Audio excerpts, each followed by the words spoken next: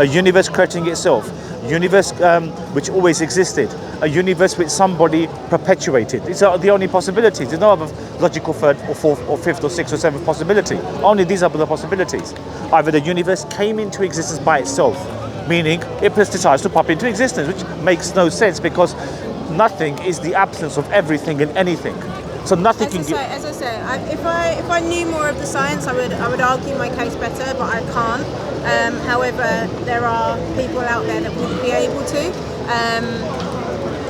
So yeah, I think we'd have to agree to that's fine. disagree on What I that. could do, could I offer you perhaps a copy of the Quran in English, free of charge? We're giving it to the public. As you can see, we've got literature on the table. You'd be very welcome to take a copy. Give me the highlights.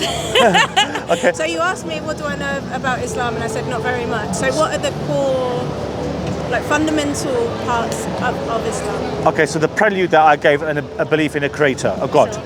So in our paradigm, it makes no sense whatsoever that a creator has created all this gargantuan universe purposelessly, for no purpose. Surely there's a purpose behind it. So what we therefore say is that we are creation of this creator. Yeah. And therefore, it makes sense that a creator would want us to live a life according to the will of that creator. Because if we agree the universe came into existence, it had a creator, the creator has a purpose for us, then only naturally what will follow is what does he want from us? Right. Does he want us to recognize him? For example, you've got two nice eyes, you've got a nose to breathe, a mouth to eat, air to breathe, everything is conducive to life. These are what you call things which nothing can buy it. If I was to offer you £50 million for your two eyes, would you accept it? Never, would you? Because it's irreplaceable, and it's also... There's not many things I wouldn't accept 50 million for, but not my eyes. Precisely. But why did I say that? It's because these are a gift given to you for free.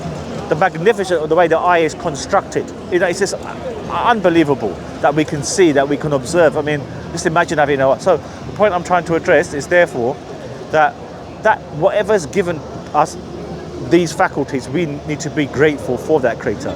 Now, for example, I'm assuming most people have 3 meals a day, to get by during the day. So just say you miss your first meal, just say you miss breakfast and you end up having lunch about 2 o'clock, and you go out to work in the morning, you're going to feel it, aren't you? You're going to feel, I'm feeling hungry, I'm feeling thirsty, and I've had no breakfast. Similarly, the soul, it craves for the creator as well. So that hence you're standing here listening, because you went by, you were about to go, but something triggered you to come back. And what we say, that's a natural inclination to know something beyond the norm. It's built in each and every one of us. Even if you're an atheist, a theist, whatever the case may be, I challenge any human who's ever lived, who's reached, just say, a particular age, just say you reach the age of puberty or adulthood. You've never ever thought, even momentarily, why am I here? Is there a God? What is the purpose of life? I don't think anyone's ever not ever thought about that. So what we therefore say is that it makes perfect sense that God is the decider upon how we should live. So Islam teaches there's only one God who is unlike his creation. God is not a man, he's not a woman, he's not an idol, he's not a statue. He is completely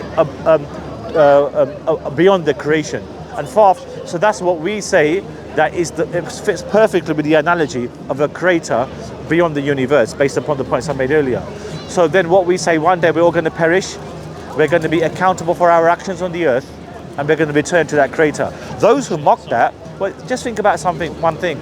The fact that we're here miraculously in itself is a huge testification that something so complex like human beings have been designed. Everything is perfectly coordinated for our existence. The sun is 93 million miles from us, which is fortunately beaming down today. Did you know if it were just a few miles further away or a few further miles in, we wouldn't be able to survive? The air that we breathe, 78% is nitrogen. If it was 1/4% less, we wouldn't be able to survive.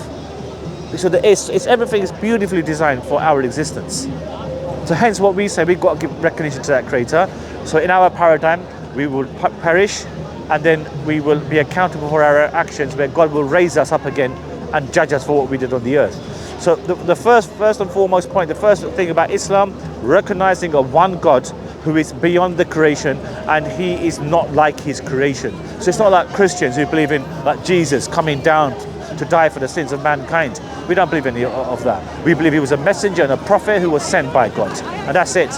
No man is God. Man is not a God, woman is not a God, an idol is not a God, a statue is not a God.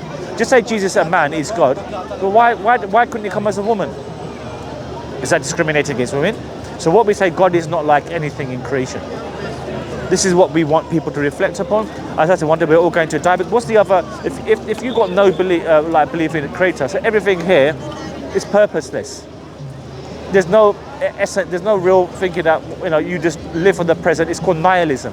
There is what about the other creatures on this earth then? So we're obviously human beings, but you get animals within this same universe. Yes. Do you think that they've got the complexity of knowledge to understand that there is a creator, and are their lives just worthless and meaningless? No, I don't think they're meaningless, but obviously we as humans, even various scriptures teach, we are like custodians of God's creation. We exemplify or personify God as his representatives, because he's given us faculties and abilities far beyond any other creation, if you see what I mean. So animals, yeah, certainly they're sentient beings. They can feel, they are observant, but they don't have the mental capacity and the rigidity that we have, or the set methodology of our cognitive functions that they have, you see. So yeah, so I mean, so we must be good to all of God's creation. So yes, I mean, certainly, but in terms of who we are as human beings, and we can only think within that paradigm. Therefore, like I mentioned, we're only on this earth for a limited period of time. Then we're no longer here, and hence we need to reflect what is our purpose. So like I said, we pray 5 times a day. I'm not sure if you're aware of that. Why? Because we've got to give credence to our Creator, who's given us everything. We should not be among the ungrateful. Like I gave you the analogy of not having a meal, like missing one of you, you're going to feed it. So the soul also craves to the Creator. Hence you're standing, listening. When you can say, thanks for your information, I'll take a leaflet and I'll read it. But you're listening because it's nothing of eloquence on my part, but rather every human being wants to hear this, you see. What do you think?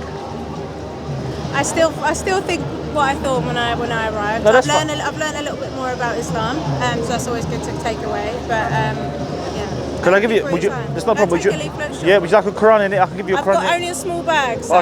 But the bag which I will give you is very small as well.